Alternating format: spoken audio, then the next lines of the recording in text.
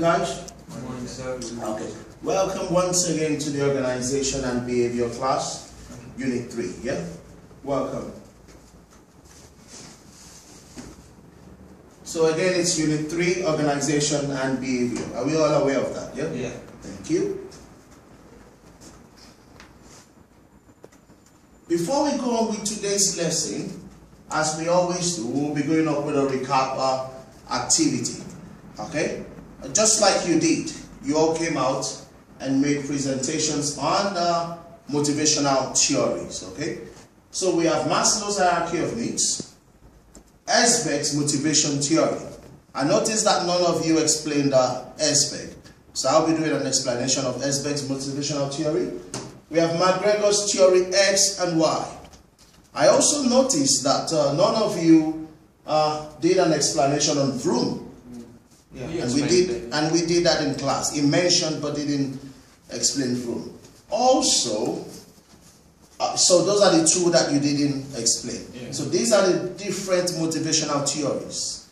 When we say motivational theories, what do we mean? We mean that these are different ways that managers within the organizations can motivate the workers in order to get better performance. Do we understand that? Yeah. So very quickly, I'm going to pick up the two that you've not explained, because you've explained Maslow's hierarchy of needs, where we have physiological needs below, and after that we have what? Safety needs, and after that we have social needs, and after that we have self-esteem and self-actualization. Let us be clear that Abraham Maslow is trying to tell us that individuals would need to achieve one step before going to the other step. Is that clear? So, for example, individuals need to achieve physiological needs before they go on to safety needs. And it is only when they are secure that they go to social needs, and then self-esteem, and then self-actualization. That's Abraham Maslow. Let's talk about Esberg now. Esberg's motivational theory can be looked at as a two-factor theory. Motivation theory itself and then hygiene factors.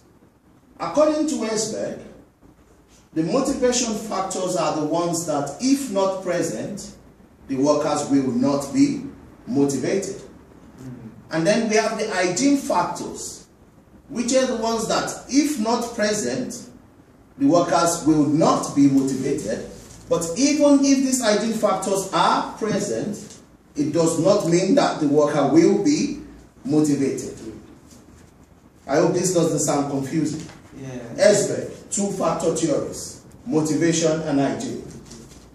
The motivation aspect of Esberg's theory, if present, are those factors about the job that when present, workers will be motivated. If not present, workers will not be motivated. But when it comes to hygiene, things like cleanliness, tidiness, orderliness within the organization, okay, if not present, the workers will not be motivated.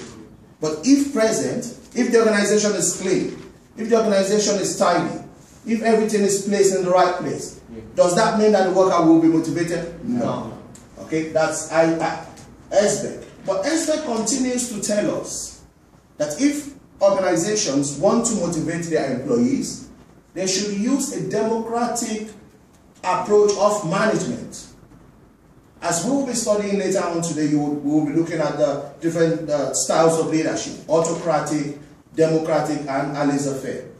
Okay? So Esberg is saying you want to motivate workers within your organization. The answer is what? Democratic style of management. Is that clear? Then, also Esberg said some things again. You want to motivate workers, three things: job enrichment, job enlargement, and job rotation. If workers are doing the same thing every time, they become bored. Okay? So job enrichment, job enlargement, and job rotation. Those three things, again, can motivate workers. Thank you very much. McGregor theory X and Y we are all aware of. Yeah. He said theory X are the kind of lazy workers. You kick them in the ass, be coercive towards them, make them work. They don't like work. They always grumbling. To motivate them, you have to be coercive towards them. Theory Y workers are those workers that see work as play. They want to work. They're always participating. For these kind of workers, you create a better working environment for them. But let us be careful. Douglas McGregor didn't say that this worker is X and that worker is Y. No. He's suggesting that employees within the organizations fall between the continuum of X and Y. Thank you very much. I'll go to Vroom's expectancy theory now. Here, Vroom is saying that about two things. He's talking about two things. Okay? He's proposing two factors here. The first thing is the probability that the employee is able to do the job. Okay? Yeah. You're talking about motivation. Yeah. Employee is thinking, they've given me a task. Am I able? What is the probability that I'm able to complete this task? The second factor from Vroom there is that even if I complete the task, what will be the outcome? Will the outcome be desirable? Yeah. Now, looking at that, to answer a question, can I do the job? What is the probability that I will be able to do the job? The answer to that is, do I have enough support from my management and colleagues? Do I have the right materials, the right resources to go on and do the job? In this modern age of technology, do I have the required or relevant technology to carry out the task? And that's what Vroom's expectancy theory is about. We go to Maccabee, which is another theorist, because all these are different school of thoughts on motivation. Maccabee has his 4 R's: responsibility, reason, reward, and relationships. 4 R's. And then we go to McRae and Costa's Big 5 personality. And for McRae and Costa, I've said that as students we can use what? Acronyms. Okay, so if you look on the flip chart, for McRae and Costa you can have the acronym. You see that one? Yeah. Okay, and then this will be for conscientiousness. Conscientiousness. And A will be for agreeableness. Okay. N here will be for neuroticism. O there will be for openness. And then E there will be for extraversion. And that is McRae and Costa's Big 5 personality. The last part of the recap activity before we go on with today's lecture. Last week we talked about motivation and performance. And I said this, in these modern times, business organizations should not just reward outcomes. Business organizations should reward the efforts of their employees. Did I say that last week? Yeah. Okay, say for example that man working in the telephone sales company. Every day he goes to work, he has to make 1,000 telephone calls between 9 and 5, trying to convince people to repair their windows, or trying to convince people to sign up for insurance. There is high chance that everyone will say no. So are you telling me that this man completed his job by ringing 1,000 customers as he should? Are you now telling me that because they all said no, that he hasn't done his job? No, he has done his job. Yeah. It's the man's job is to ring 1,000 customers every day. Yeah. Do we understand that? So modern business organizations should not just reward outcomes, they should reward what? Efforts. Efforts.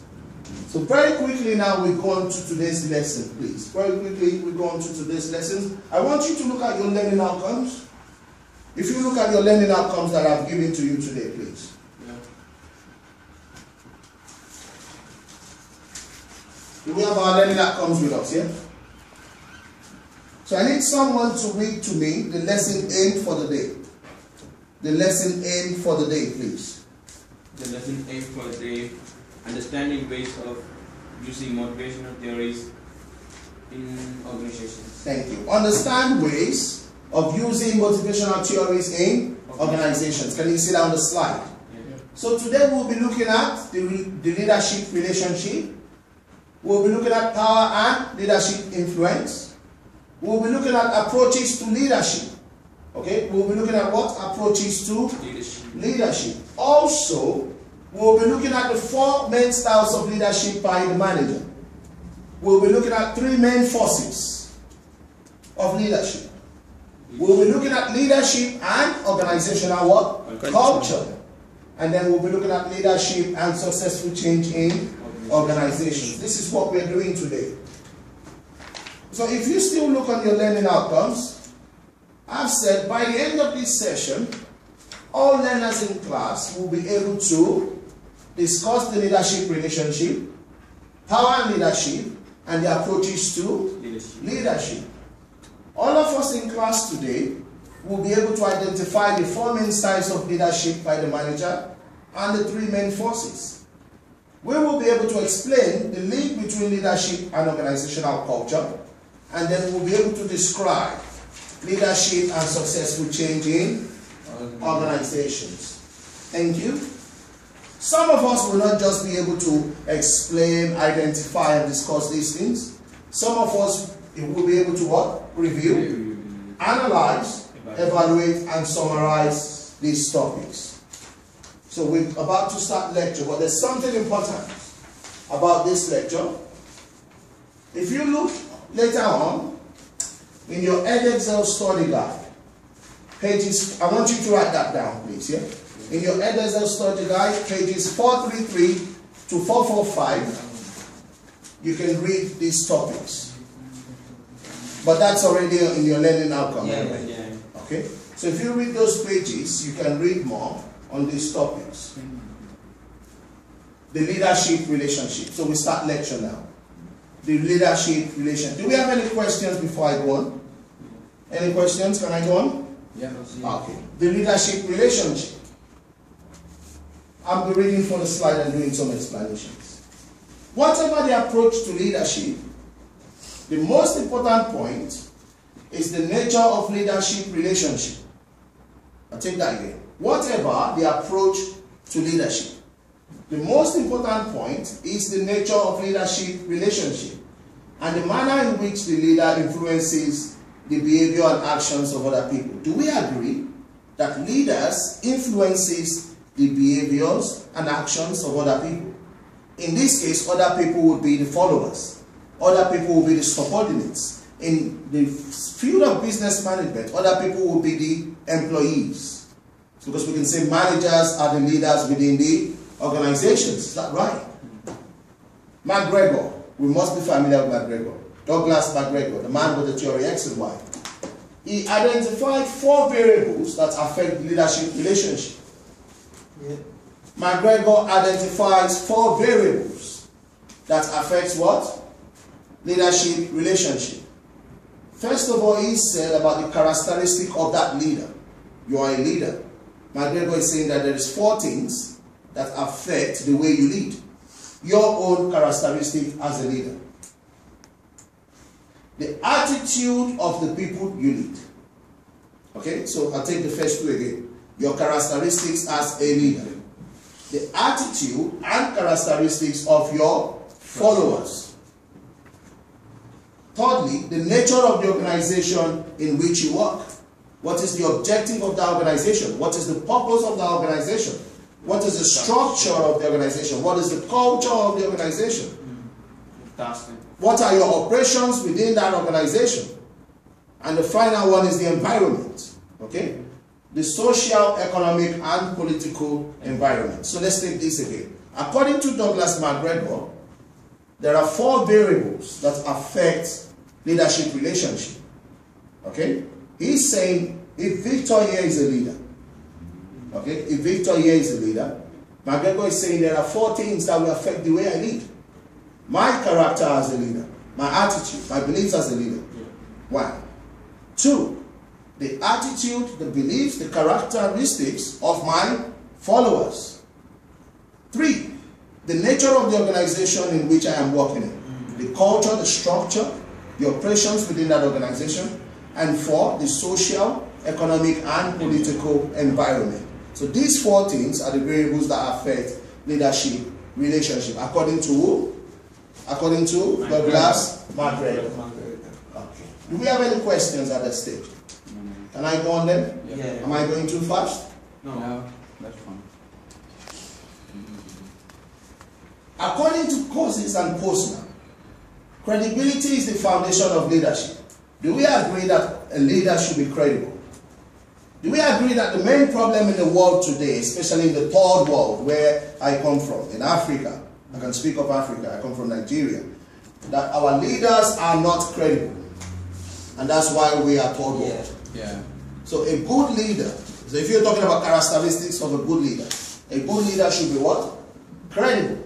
So according to Cousins and Posner, credibility is the foundation of what? Leadership. Now this is very interesting, so I want you to concentrate. There's been an extensive research in over 30 countries.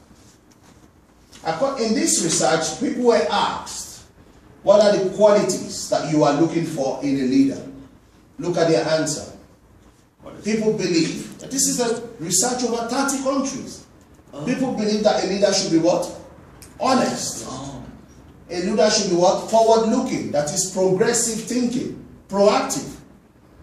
People believe that leaders should be what? Inspiring, should carry people along, and a leader should be competent.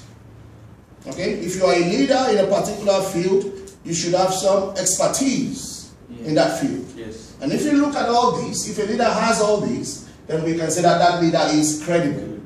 Do you see that? Yeah. Okay, so if you are going to write about characteristics of a leader, which I might ask you to write about later in class today, I would expect you to tell me that a leader should be honest, should be forward-looking, progressive thinking, inspire, be able to carry others along, competent, credible. Good. Actually, emotional intelligence comes in place here. We've done that before. Whereby a leader can motivate him or herself and motivate the followers, can manage his or herself emotion and manage the emotions of others. Do you remember that topic, emotional intelligence? Yes? Do we have questions before I go on? No. Now I believe that we are going to look about the relationship between power and leadership. Because there is a link between power and leadership. Okay? Within the organization, leadership will influence, I'll take that again. Within the organization, leadership influence will be dependent on the type of power that the leaders can exercise over the followers. You see? Yeah. The influence of the leader will depend on the kind of power that the leader can exercise on the what? Followers. French and Raven identified 5 main sources of power which may influence the leader. So I'll just put down there. French and Raven. So if you concentrate on this flip chart here, French and Raven identify how many, guys? How many? 5 types of what? Power. That can influence what? The leader. Okay? So the first one will be what? Reward power. Is that right? Yeah. Reward power. Is that right? Yes. The second one will be what? Coercive power. Coercive power. The third one will be what? Legitimate. Is that right? Yeah. Legitimate power. And that will be referent. Is that right? Yeah. Referent power. Referent power. And then expert power. Is that right? Yeah. Okay. Expert power. According to French and Raven. According to what? French and Raven. You see that? They said these 5 different types of power influences the leaders. Let's take them one after the other. Okay? Reward power. We are saying that leaders have the power to reward people who work efficiently and effectively within the organizations. The employees who work in line with the goals and objectives of the organizations. Those are effective employees, isn't it? People who are very punctual, people who meet their targets, people who obey the policies of the organizations, people who do everything in line with the objectives of the organizations. What we are saying there is that the leader has the ability to reward them. Perhaps promotion, perhaps monetary reward, okay? Perhaps some kind of incentives. So we are saying leaders have the ability to reward people who are performing well within the organizations. Reward power, according to French and Raven. The second one, that's done, so I'll take that, right? The next one is coercive power. We are saying that, on the other hand, leaders have the power to punish people who do not obey the policies of the organizations. People who come late. People who do not, who do things against the ethics of the organizations. The leader can punish them. So that's what coercive power is talking about. Do we have questions? Are we clear? Yeah. Reward power, leaders, managers can reward people who are doing well within the organization. Coercive power, leaders, managers can punish. So I always like to link studies. Yeah. So who will be theory X and who will be theory Y? I'm linking, I'm trying to link. Which is X, which is Y? Here. Go on, guys, tell me. Reward power is X. Coercive is actually X. Coercive is X. Yes. Because you have to punish them. And then this is what? Y. Yeah. Support them, create a better working environment. Yeah. Well done. Yes. Okay, is that clear? Legitimate power. French and Raven is telling us that the reason a manager will come and say, oh, Mr. Michael, I want you to go to that department and do this. Oh, Victor, I want you to, next week, go and attend a meeting. The reason the manager can do that is because of their position. Because of their legitimate what? Position. That's what legitimate power is saying. Employees believe that the leader have the right to exercise influence because of their roles or what? Position within the organization. Legitimate power is based on what? Authority. Legitimate power is based on what? Authority. Authority used by the manager or supervisor. So legitimate power is what? Position power. The only reason why a manager can come and say, can you come with me? If you go to the retail, if you go to the banks, okay? If you go to the hotels, if you go to TFL, the only reason any manager within these organizations can come down from their office and ask a member of staff to come with them or ask a member of staff to attend a meeting is because of their position power. Do we understand that? So that's done, I'll take that. Referent power. A bit more interested in this one. We are saying that leaders have charisma. Do you agree with me? Charisma. Barack Obama. Charisma. Yeah. David Cameron. Charisma. Nelson Mandela. Charisma. Gandhi from India. Charisma. Do you agree with me? Yeah. Leaders have charisma and employees know this. Let's see what French and Raven is saying. This is based on the employee's identification with the leader. The leader has influence because of perceived attractiveness, reputation, and what? Charisma. A manager commands their respect or esteem. Do you agree with that? Yeah. So referent power is saying that employees, whenever they see the manager, say, wow, manager is good. They admire that manager. He's got high reputation. Yeah. He's got degree of charisma around him or her. Okay? The last one there is the expert power. We are saying that that person is not just a leader. They didn't get there by magic. It's because they have some expertise or skill. Yeah. Let's look at that. Can you see that? Yeah. Employees believe that the leader is someone who is what? Competent. And has some special knowledge or expertise in a what? Given area. This is based on what? Credibility and clear knowledge of, and clear evidence of knowledge and expertise. The expert knowledge of a functional specialist, such as the human resource manager, such as the management accountant or systems analyst. These people have got expertise. That's why they are leaders. Do you have any questions? Do you now believe, or do we agree with French and Raven that there is a link between power and leadership? Yeah. Do we agree with French and Raven that power influences a leader? So next time when we are within the organizations we work, or next time that we are within the organizations we are familiar with, if you see a leader or a manager rewarding somebody, know that that person is exercising their what? Reward power.